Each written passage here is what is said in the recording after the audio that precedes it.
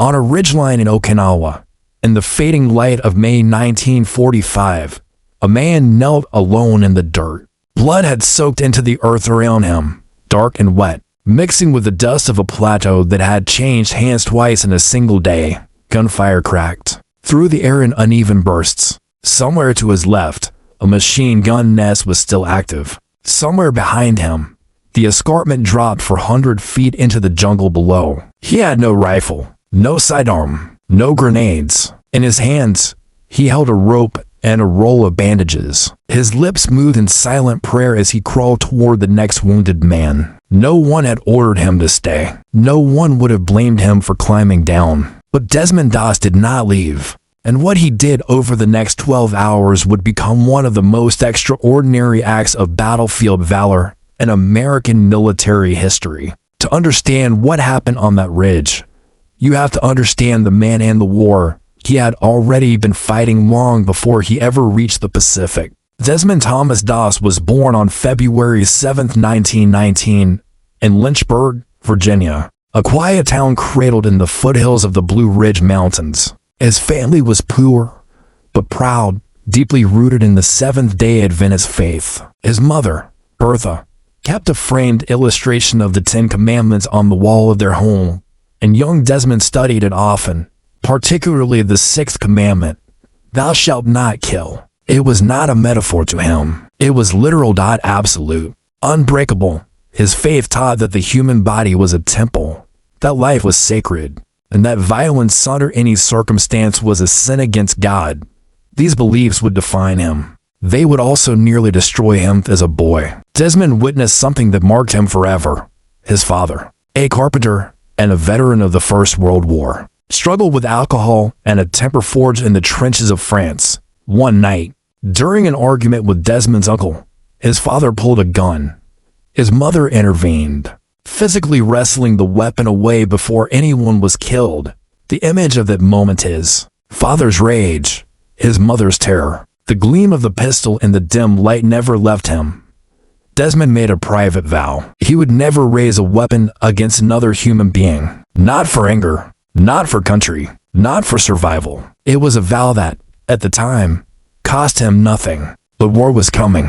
When the Japanese attacked Pearl Harbor in December 1941, Desmond was working at a shipyard in Newport News, a job that would have granted him a deferment. He didn't take it. In April 1942, he voluntarily enlisted in the United States Army. He believed it was his duty to serve, but he also believed, with equal conviction, that he could serve without killing. He requested classification as a conscientious objector and asked to be assigned as a combat medic. The Army had a process for this. It was rarely used, poorly understood, and widely despised. The men Desmond would soon train beside did not understand him. The officers who processed his paperwork saw him as a problem, and the system itself had little room for a man who wanted to walk into battle carrying nothing but a medical kit and a prayer.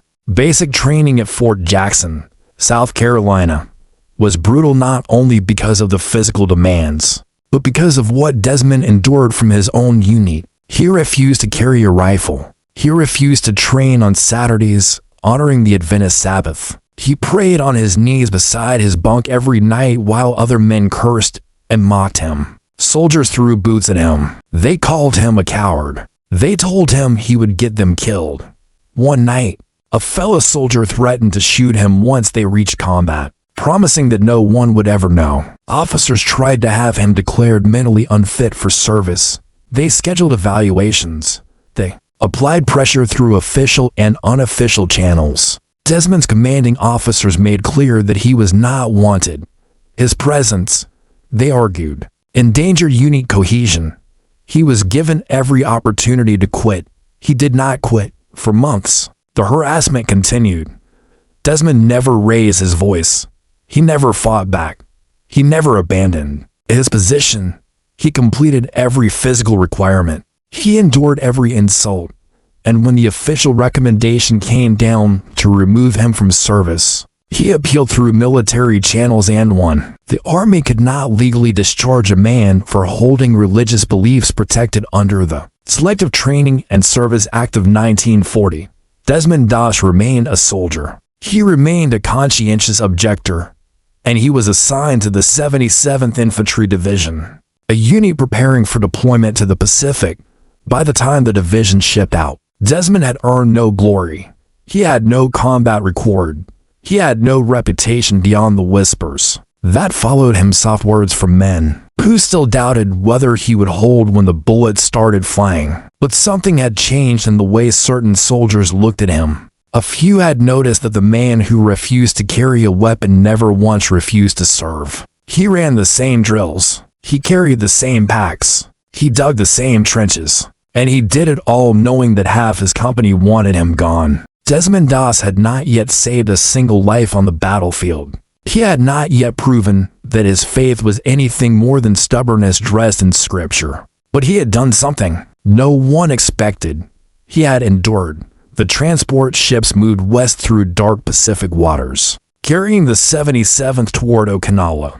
Desmond stood on deck one evening, watching the sun sink below the horizon, his small Bible tucked into his chest pocket. Somewhere ahead lay an island none of them had seen and a ridge that would test everything he believed. He did not know what was waiting. He only knew that he would not abandon the men beside him. Whatever came next, he would face it the only way he knew how, without a weapon, without hatred, and without fear. The 77th Infantry Division arrived at Okinawa on April 26, 1945, stepping into a campaign already soaked in blood. The island was the last major barrier between American forces and the Japanese mainland, and both sides understood what that meant. For the Japanese, it was a final line. For the Americans, it was a necessary horror of battle that would determine the shape of the Pacific War's endgame. The fighting in the South had already consumed thousands of lives, and now the 77th was tasked with relieving exhausted Army units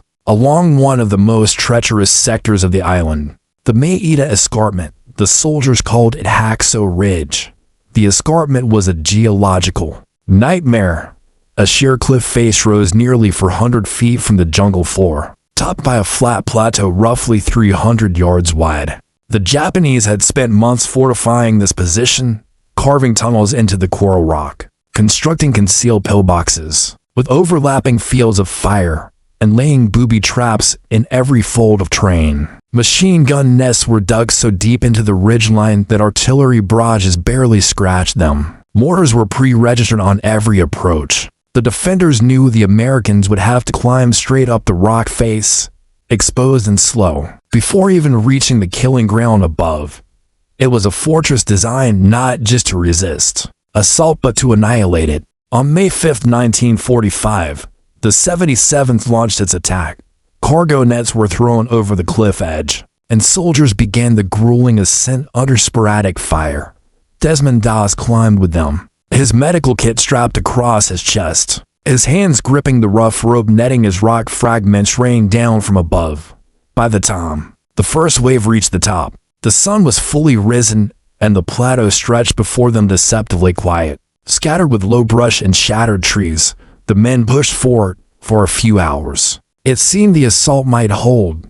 They advanced across the open ground, taking positions, clearing the first line of Japanese defenses. But the silence did not last.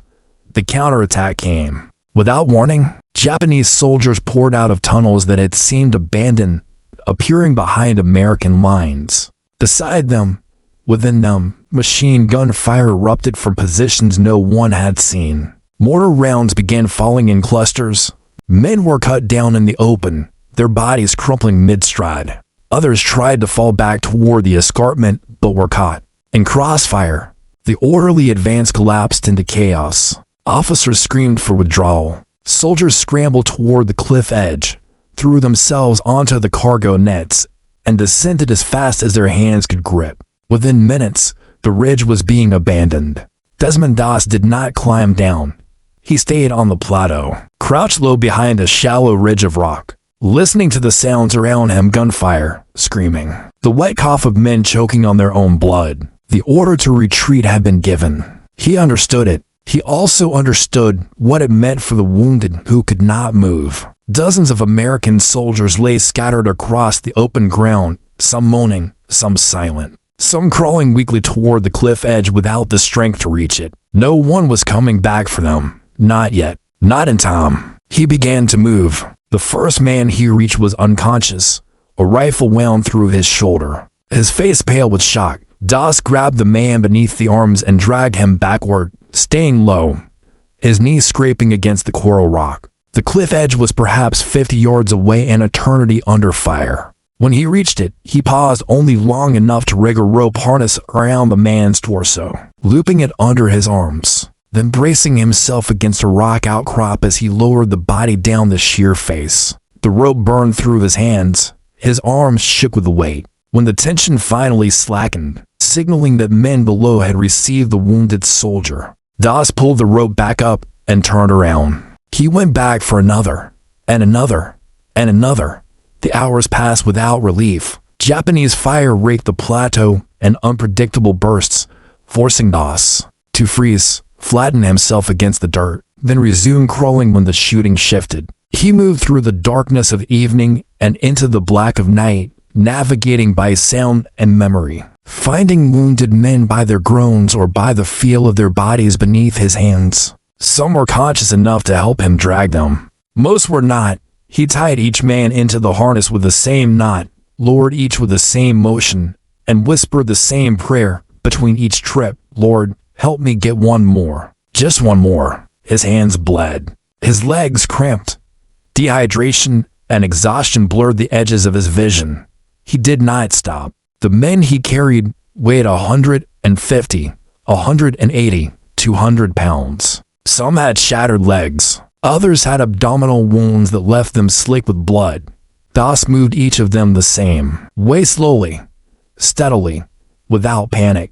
He did not count. He did not rest. When he finished lowering one man, he simply turned back toward the plateau and began crawling again. By dawn, the ridge had gone quiet. The Japanese had withdrawn to their tunnels, waiting for the next American push. Das remained near the cliff edge, his body trembling, his uniform soaked with the blood of other men. He had been on the escarpment for nearly 12 hours. Below, medics and stretcher teams worked to stabilize the wounded who had arrived throughout the night. Low, aired one by a man who had refused to leave. The army would later credit Desmond Das with saving 75 lives that night. Though estimates varied and Das himself believed the number was closer to 50, the truth lay somewhere in the space between memory and chaos. What could not be disputed was this: while his company retreated, while the ridge burned, while men died in the darkness, one unarmed medic had stayed. He had lowered them down with nothing but a rope,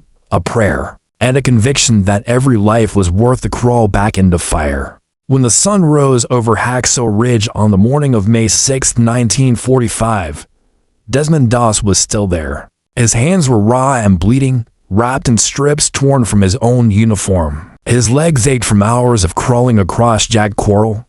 His throat was dry. His vision blurred from exhaustion, and yet he had not descended with the wounded. Reinforcements arrived at first light, climbing the cargo nets with fresh ammunition and grim determination. They found Das near the cliff edge, kneeling beside a soldier whose leg he had splinted during the night. He did not speak of what he had done.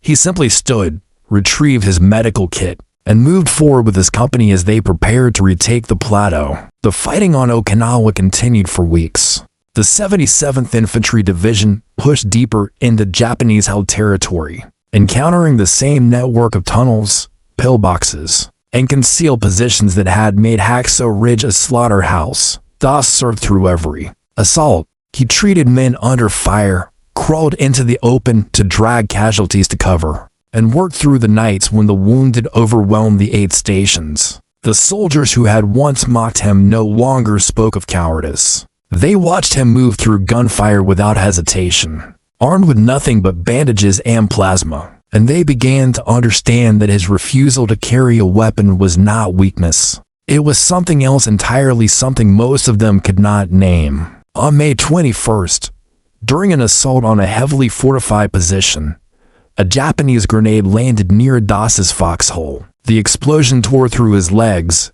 embedding shrapnel deep into his flesh. He lay bleeding in the dirt, unable to stand, his lower body a ruin of torn muscle and fractured bone. Medics rushed to reach him, but Das waved them off. Another man lay wounded nearby, closer to enemy fire, more exposed.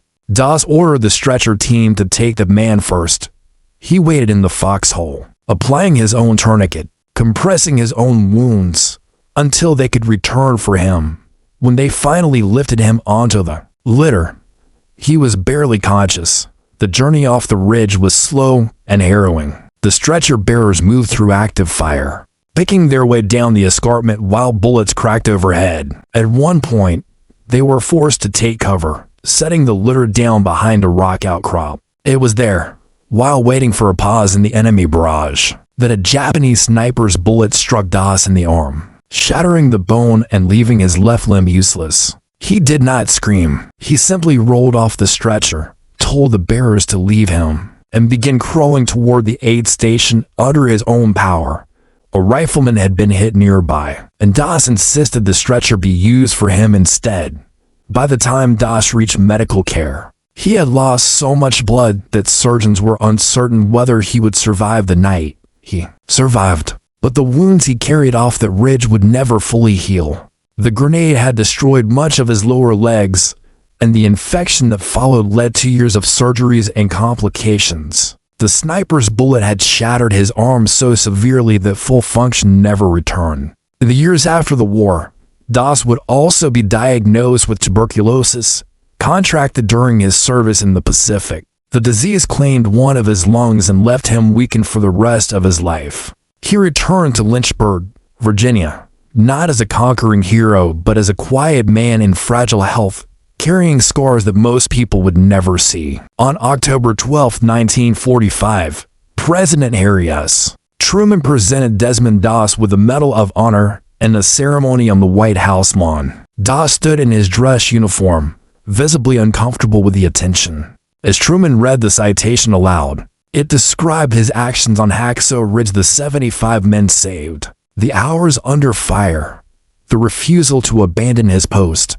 It noted that he had done all of this without ever carrying a weapon.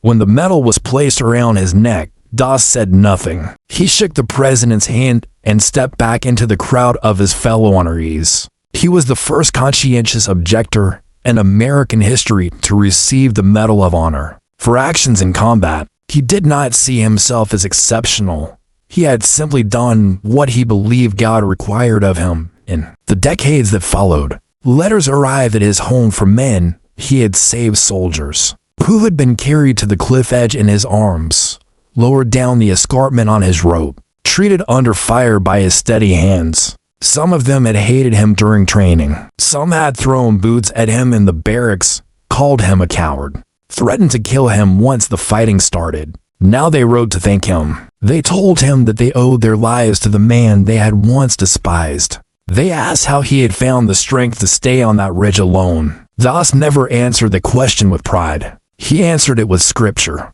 He answered it with silence. He answered it by living the rest of his life in the same quiet faith that had carried him through the war. Desmond Doss died on March 23, 2006, at the age of 87. He had spent his final years in a modest home in Piedmont, Alabama, surrounded by family, visited occasionally by historians and filmmakers who wanted to tell his story. He always deflected their praise. He never claimed to be a hero. He said only that he had been given a chance to serve, and that he had tried to serve well. The men he saved remembered him differently. They remembered the man who stayed when everyone else climbed down, the man who crawled back into fire again and again, dragging bodies heavier than his own, lowering them to safety one at a time. The man who knelt alone on a blood-soaked ridge in Okinawa, with no weapon and no cover, whispering the same prayer over and over into the darkness.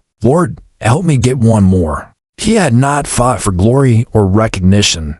He had fought for the belief that every life was sacred, that every wounded man deserved a chance, and that faith was not something you proclaimed, it was something you proved, alone on a ridge. in the middle of the night, when no one was watching.